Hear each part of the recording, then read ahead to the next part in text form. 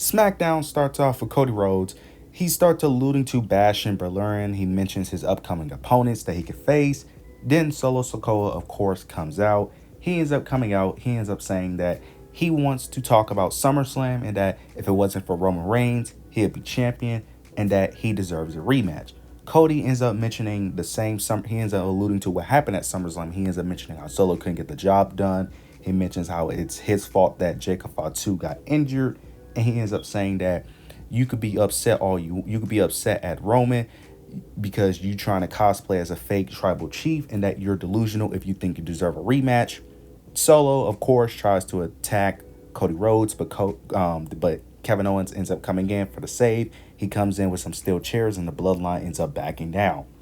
Then Kevin Owens tries to leave, but Cody ends up stopping him, ends up wanting to ask him a question, and he basically wants him to be his next opponent for Bash in Berlin. But Kevin Owens ends up declining it, ends up saying that he doesn't deserve it. But Cody basically ends up saying that he's going to talk to Nick Aldis anyway and make the match official. We end up getting a tag team match, a number one contendership match for the tag team titles. A-Town Down Under versus the Street Profits. This was a decent match. The Street Profits ends up winning. They end up advancing, so they're going to eventually face the winners of DIY versus Pretty Deadly, and that will be the match on next week's show to determine who will be the number one contenders for the tag titles against the Bloodline. Now we get Nick Aldis, Cody Rhodes, and Kevin Owens. They have a segment. Kevin Owens is basically trying to make sure that he doesn't get an opportunity against Cody Rhodes because he said he doesn't deserve it. Kevin Owens and Cody Rhodes are going back and forth. Nick Aldis ends up saying that it doesn't really matter anyway because he was going to talk to Roman about getting his rematch. Kevin Owens gets pissed. He gets frustrated. He starts going off. He ends up mentioning how Roman doesn't deserve it. He goes saying that Roman constantly cheated his way, constantly saying, he mentions the rematch clause that doesn't get applied. He said he didn't get a rematch clause when he lost. But then Kevin Owens starts alluding to people who deserve opportunities. He ends up saying that you could easily just go to the locker room and you could easily find someone who deserves opportunity. Nick Aldis ends up saying that he doesn't need to do all that because he's looking at someone who deserves it, with mentioning Kevin Owens. Kevin Owens basically ends up agreeing.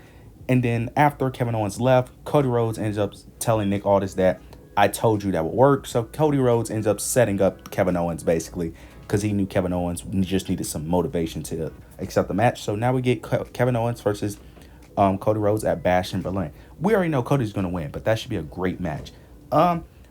I love Kevin Owens. It's unfortunate that he's just going to be put in a filler match to boost Cody Rhodes, but it's better than what he's been doing recently, so I can't complain. But that match should be an absolute banger. Next, we get Jade Cargill versus Alba Fire. This is a swatch match, basically. Jade Cargill destroys Alba.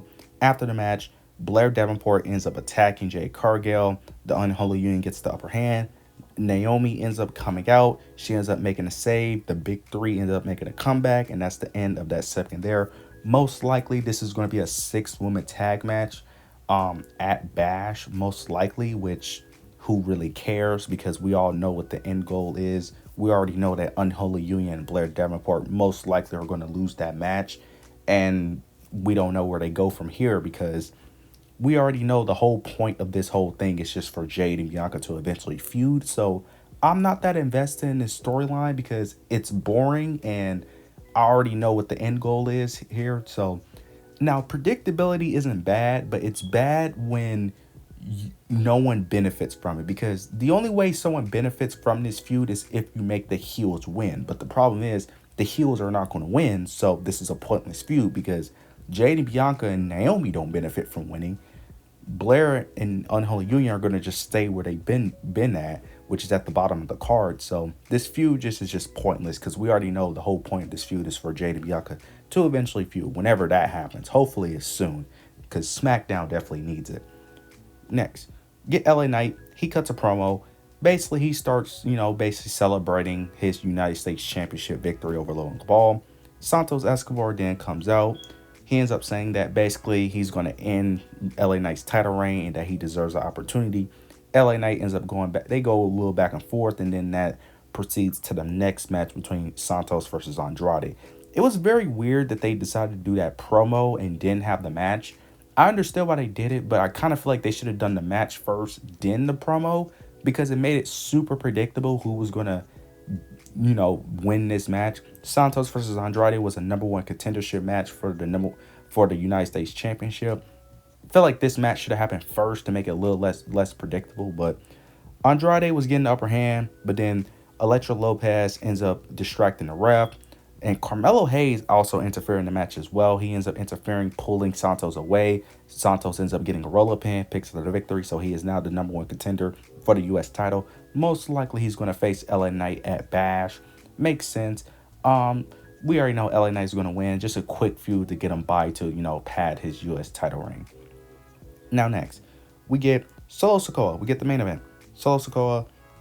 Before Solo Sikoa, actually. DIY versus Pretty Deadly, a number one contendership match for the tag titles. DIY picks up the victory. They have faced the Street Profits next week to determine who is the true number one contender to face the Bloodline eventually whenever they have their match, either at a pay-per-view, whether it's at Bash or on Smackdown.